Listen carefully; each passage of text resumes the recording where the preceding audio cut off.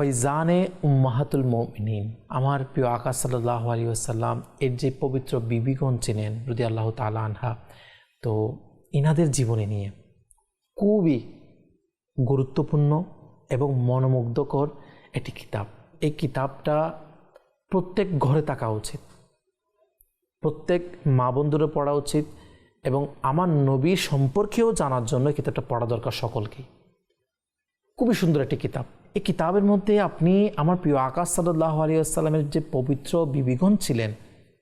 আমার আকা সাল্লাল্লাহু আলাইহি ওয়াসাল্লামের বিবিগণ কয়জন ছিলেন, এনাদের সন্তান সন্ততি কেমন ছিল, এভাবে অনেক বিস্তারিত আপনি কিতাবের মধ্যে পেয়ে যাবেন। এই কিতাবটি মাকতাবাতুল মদিনা 180 টাকা, খুবই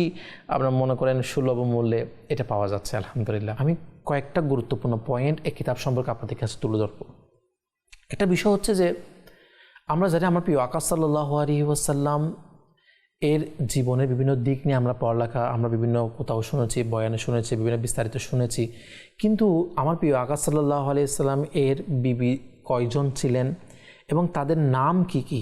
যদি আমি এখন আপনাকে প্রশ্ন করি তাহলে হাজারে হয়তো একজন পাওয়া যাবে আমার প্রিয় আকা সাল্লাল্লাহু আলাইহি ওয়াসাল্লামের পবিত্র বিবিগণের নাম সম্পর্কে জানতে পারবে। কিন্তু একটা প্রশ্ন, যেই নবীর সদকায় আজকে আমরা দুনিয়াতে এসেছি, যেই নবীর সদকায় আমরা দুনিয়া আখিরাত কামিয়াব হওয়ার আশা করতে পারি, আমার নবীর সুপারিশ আমরা জান্নাতে যাবার চিন্তা করতে পারি, তো সেই নবী আলহামদুলিল্লাহ ইনার জীবনী, ইনার পরিবার সম্পর্কে আমাদেরকে একটু জানার ইচ্ছা জাগে না? বা একজন মুসলমান হিসেবে আমি জানি না আমার নবীর সন্তান সন্ততি কয়জন ছিল, আমার নবীর সন্তানদের নাম মোবারক কী ছিল, আমার নবীর বংশ কার মাধ্যমে বিস্তার যে ঘটেছে, আমার নবীর বিবিগণদের জীবনের লাইফস্টাইল কেমন ছিল, আমার নবীর বিবিগণদের এনাদের ব্যাক হিস্টোরি কেমন ছিল, হ্যাঁ, এনারা কোথা থেকে এসেছে, কোন পরিস্থিতিতে, কাকে কী জন্য আমার নবী বিয়ে করেছিলেন। আমরা বিবাহ করি, কেউ একটা বিবাহ করে, কেউ দুইটা বিবাহ করে, কিন্তু আমার প্রিয় আকা সাল্লাল্লাহু আলাইহি ওয়াসাল্লাম তার চেয়ে যে অধিক বিবাহ করেছেন, কী কারণে করেছেন এবং কোন পরিস্থিতি ছিল, এবং সেটা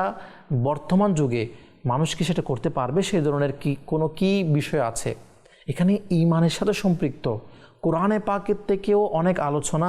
কোরআনে পাকের মধ্যে আমার আকা সাল্লাল্লাহু আলাইহি ওয়াসাল্লামের বিবিগণদের ব্যাপারে, আমার নবীর যে নিয়মকানুন, আমার নবীর জন্য আল্লাহ পাক কী বিষয় নির্ধারণ রেখেছে, এরকম বিস্তারিত বিষয় কোরআনের আলোচনা আপনি কিতাবের মধ্যে পেয়ে যাবেন।